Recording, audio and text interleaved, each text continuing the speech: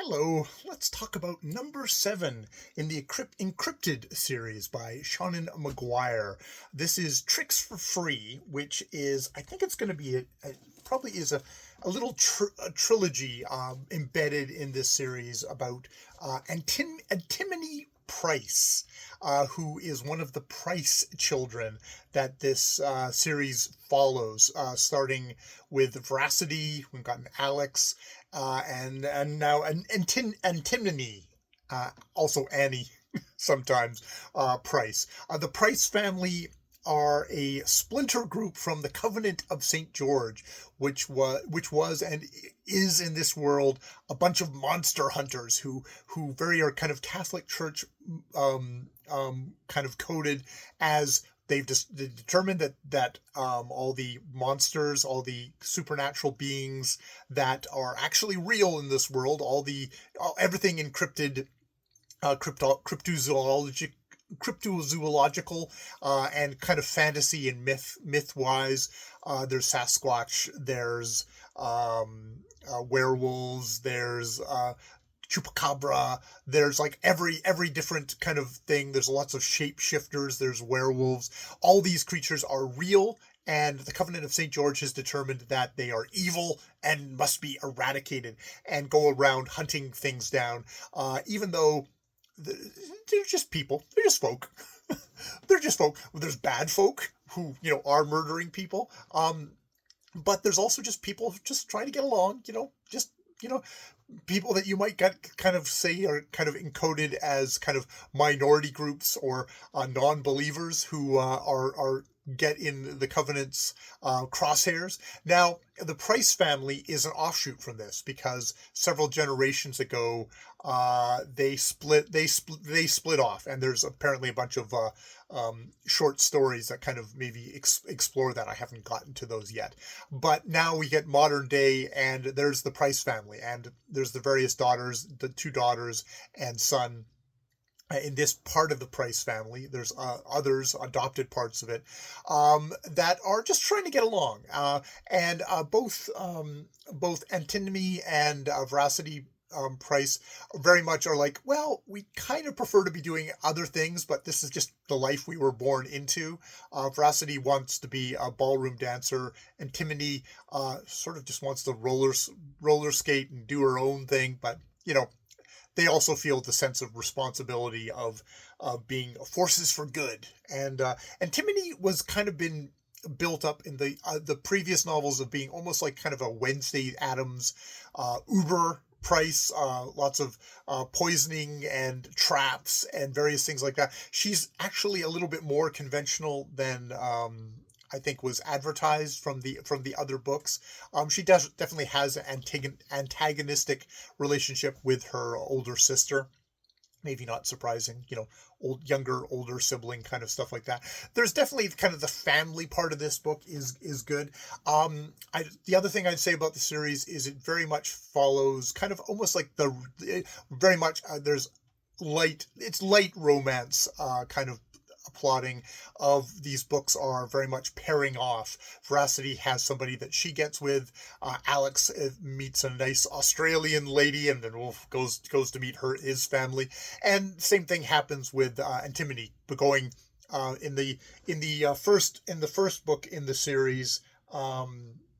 In this part of the series, Magic for Nothing, she ends up at a carnival, double undercover, because she's been sent to infiltrate the Covenant in this book, and that does not go well. But she also meets a monkey guy, Sam, who comes off as a regular guy, but is a little bit more in there, and that doesn't go well. And this book is sort of the spill out from that of her cover is blown and she can't go back to her family, so she's ended up instead of at the carnival, she's at basically what's kind of like a Disney park, a Disney park off variation, kind of like number two in that thing. And actually, this has some kind of cool things of like getting to working for a corporation, working in the corporate world.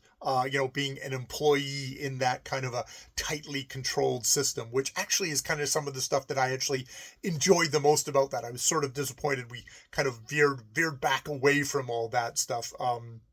By the end, but well, some ways not. Like, who the big bad turns out to be in this book is very corporate. These are funny books. Yes, there's kind of an overarching thing of, you can see that the Price family and the Covenant of St. George at some point within this big series. This is book 7. I think she's up to like book 13 or 14. Maybe 14's about to come out. You can see there's an overarching thing, kind of like actually sort of like the Dresden File series, where there's an overarching thing there of like a giant battle that is coming. That seems to be kind of happening. I'm going to put this down. We got all the lights behind me. It seems to be the thing that's happening in this book, where we're kind of slowly going towards that, but we're doing it in a very kind of ramshackle way. We're kind of pausing along the way. This is very much, I think, people talked about this book of being like, oh, it's mostly like kind of a placeholder book to get to the next thing. It is, but it's also got some kind of fun stuff, and it's one of these series that, like, I found them at the library. They have virtually all of them. I think I've only had to pay for one. I've got them for the library, and it's just like I enjoy the characters. It is a light series. It's not a deep series. I kind of like that we get different locations. There's kind of the dancing thing in New York in with the Varsity ones. Alex books have been we're in a zoo situation, or we're in Australia, or in these books like Carnival, or in this one, a theme park. And I just being a theme park employee, just kind of like leaves kind of like interesting environments to have your characters go through. Do they have deep stories? No. The stakes are actually refreshingly not too high. Yeah, I enjoy them. There's ghosts in here. There's ghosts that are ants that used to be babysitters. It's just all kind of just, I enjoy it. It's not a challenging series. It's nothing that, like, it's like earth shattering, but it's also, Sean McGuire obviously has a little bit of a talent for just kind of like, oh, I enjoy being in this world, enjoy being with these characters. That we're shifting main character every couple of novels is probably helpful, because they're not particularly deep characters. So you get a little bit of different stuff going on. You definitely have to read. It's a series that you have to read in order, because reading the latest one will spoil you for a lot of the stuff that's come before, and you probably don't want to be spoiled for that. It's best to start at number 1. I probably like Alex more than I've liked other characters. And Timony kind of grew on me after I got over the disappointment of her not being Wednesday Addams. Veracity is fine. She's fine.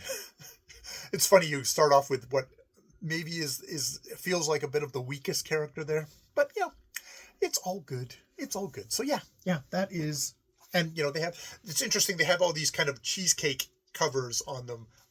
This one, and what we had, Magic for Nothing.